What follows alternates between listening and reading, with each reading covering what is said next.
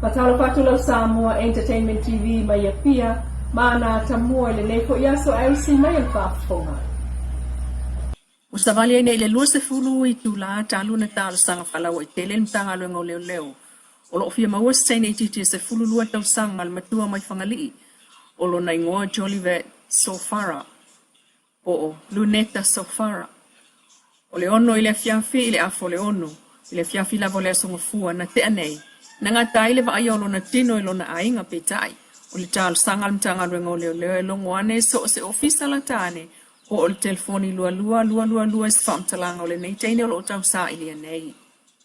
Ole toe fa'afo ia tole fa'aftai ala I pisenga fa'amalo si aule aungole maftanga as a vaingo whanau mai le Campus of Hope as SVSG na ola tau wa siale lotoa a fionga I tau po sa malolo matua I vailo fleata.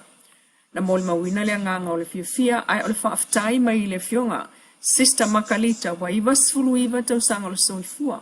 Mai le tau mate o stasi leo ta mai tai sa sili ona matua lu tātou tunu o lo soifua mai nei.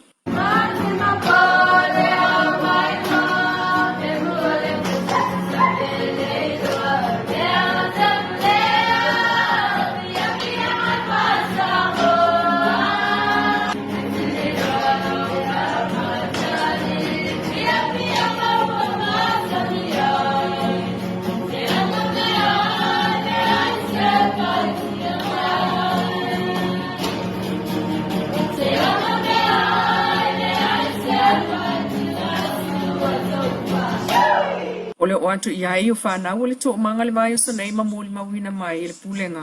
Ole maota I Vailoa o se whaasiri ngā malosi fo I lea I tau po sa mātua. Ma le lato fo I tau tua o whai o le tatalo mo tangata ai o Samoa atoa. Peitai. Ua tamua ai I le no whanga o tau po sa I Vailoa le mission o whaaftai o whanau mai le loto ale Campus of Hope. E pe onta ua le pulenga. Ole vai tau whai ngā mea lofa ma le vi inga o le whaaftai wha mua mua. O le anganga fo ile na o le au fai pese le Campus of Hope e whaaftai atuai I le au fai tatalo ai o le atunu o lo o aro lo whaatu I fua o le tino e tausi ai I lato I so seitu. Ile amatai o le whainga fo o le mtanga runga le soi fua malolo ina yana wha maunga suafa o ngase I lunga so ta inga tele mbave. E sui ai whai la masan iai sa ili ai lo numera ua wha iloa wha lawa I tele mai nei. Olo o iai fo I malfa te ngai tūlanga tau wha maunga I awala wha ona po nei. Ona ole ono la matia I fo I wha mtalanga I o sa wha inga I lunga so ta inga tele mvawe. Mai o tangata whai ngāru ngā labai a mata atua ile nā wha ale tonu pe atupu. Ma wha mawina, ole iwas fulpasene o nā wha ale tonu o tangata labai mafuai. O ta ual wha mtalanga wha lawa I tele mta ngāru ngā. Ole I tū mua lava, e pui mai ai nā wha ale tonu. Ole wha a penga ina leo lau whai ngā ruenga ia mawale sila fia mawa a mole mautu e te te atua I nai tu ai ngā o sa whainga. I wha maunga lua olua tonu le Data Breach Investigations Report mai le Verizon. I fitu 5% o soli tu la fono na mafua lava. Ole au whai ngā ruenga ma le iwa 5% o mta upu se mai le lua olua o le tangata foi. Ma wali iputia le ave ai le wha ua le pulenga o le mta ngā ruenga. Ile saunga le mua wha maunga wha ona po nei o wha mtalanga uma o ngase le u wha se atu nei ia ile pulenga o le soifua malolo ina a Samoa. O le ato atona lein wha maoni wha maunga o tau sanga ina ile o atu e wa aile whale mai ma vatu sau wha maunga wha maoni ai lo tangata e pe o le pepa whanau o le pepa tui tusi folau po se lai sene aveta amale. Mai lava le tanga runga le soifua malolo ina o lo whautua ina pea le whai o tali fofonga. Mga o inga maasani e whai TTI, le pipisi o whaama el COVID-19 flui vai Samoa, ai o isi whaama e whaabea i siama. E ina ua toe maua i whaama maunga o ngase tau sabali. Le silia le lua se fultanga tau PC e siama o COVID-19, ua toe whautua ina nei, le whai a pea o tali fofonga. Ma whaama maali mai pea on sama sani mai ai, ina ua pea sia Samoa le whaama il nei. O le vai aso talua in sauno ai le minister on tanga renga va la si tonga manga lo pitch fanua sele ile fa le lei o le fa solsolonga o nanga tau soifua malolo ina e pe o lau whainga renga o le fa tupenga fa maunga pulenga o ana oloa matamai fa ona ponei ma amata ai ta iala iso enga tau soifua malolo ina ai o le fa lau i tele o tomai o lau whainga renga peitai ngā renga fa paanga tanga renga o soifua malolo ina lea o whaivi inga ai male e kale sia ale Assemblies of God i sa le longa le Hosanna Church of Samoa. I se koni seti o le wha moe moe. E mana tuai le aso wha pitoa o le AIDS i laulangi. O le siama o le HIV o afu ai le AIDS le na whaia le aso mua mua o te sema. Ia ta imua nu umafio angai pe ona moli mawina i le na fo ia fiafisa le longa. Wala tele tolu wa fe tangata ia imana o ngatu mawi Samoa o manuia i tupe ta imasina. Mama wale lanto se lauta la tangata. O fa me alo fo le ana fa ta amatali o savaenga o le atina ina o tangata soifua. E pe ona ave yel fa ta wan fa nga malo le fasi na watu lai mai pe tai. I fa mo mo pe on sa no el minister on tanga ro tinam ta mai tai. Muli pola ana rosa ale molio. Fa to afitu to sanga talo na saini e Samoa le fenga nga fa alva malo. E amana ia ya tau tangata e ia afianga tu mau. O le wha mai moe o le aso, o le wha manatuina, o le aso wha avao malo, mo i lato e iai afianga tu mau o le soifua. O le tausanga e lua festival ono, na saini ai e le malo Samoa, le whea ngai ngā wha avao malo. Ma le amana ia ina o ia tatawa i lato e iai afianga tu mau o le soifua. Talu mai ona saini e le malo le nei whea ngai ngā.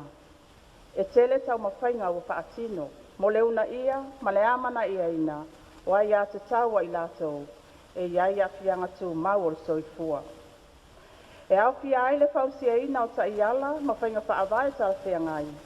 Whaapea le tele o po kalame whaapaanga le malo, ma whaalapo potonga tu maoti, mo le whaatino ina o ngā luenga ese, mo le manuia o i lato, e iai a fianga tu mau.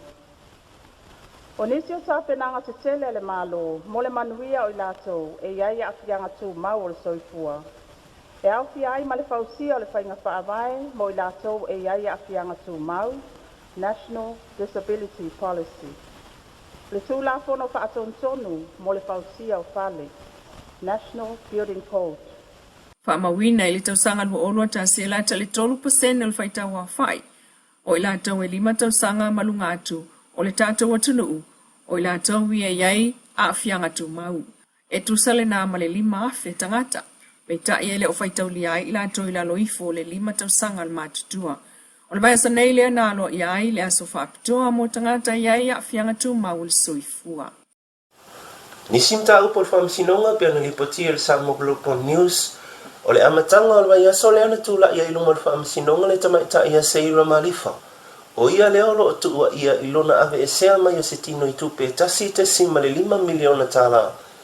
Ave ai o ia matangata whainga luenga le tupe o le ANC ti apia. Ua i oe lea tamaita i ona molianga e tolu se lau tolu sifulu le tua leo leo. A ia te ena isi molianga e lua sifulu ma 5. I le tō lau lau ino wha maunga le tua leo lau i luma le wha misinonga maulunga e wha apea. Oni nono ngā tupe wha fōlinga po fake loans. Sa whaatino ina mato e tala i tua. O le awala lea sa to e se ai nei tupe mai to tonu o le whare tupe. O le tausanga o mawai le ana lipoti ai le nei mata upu. E le whare tupe le ANC ti le matanga luenga o leo leo. E pei ona sauno i alisu i komisina pali i mona lisa tia iketi. Ma wha solo mai ai luasu su enga le matanga luenga. E walu sulu afisi tino i tupe na mo i mau le matanga luenga betai. Sa o tu lawa i le ova ma le miliona le au wha i atoa. O whaatulanga mai le whaamasinonga le aso suluwalu i ulai o le tausang fōu. E to e wala au ina ai mau le neimata upo i molianga e 2.5 o lo te ena i le atamaitai. Ua to e taliu mai ma le manuia le au ta alo Samoa le ana au ai atu i ta alonga o le Pasifika i Solomona mo le lua vai aso. To e sola fo i ni le tonia ma le siampini o ta alonga le nei tausanga ta hiti le tūlanga lua. Au se tālia le tūlanga tolu. Samoa le tūlanga wha, le aua wha tūlanga mai atu nu upito silio na mawalunga no la tū tama whai leo te lenga o ta alonga le nei tausanga. E fitu sruma le ono leo wha inge opini na mawhai o na maua le tātou au. E ofi ai pine auru e tolu sruma le wha. Luas furtasi pine siliva, ma le luas furtasi pine apa mea. O le au si i ua mea mamafa le atu nu o le ana tele ia tātou pine auru. Ma le tele o ta alonga ese sa tātou le au si ai ni pine auru. O le nei ua tūlanga ese le tūla i mai o tau mawhainga whanau i ta alonga o le nei tausanga. Pei o le lakapi liki ta ito ahi wali. Whaapea le lakapi pai a tama matama i tai.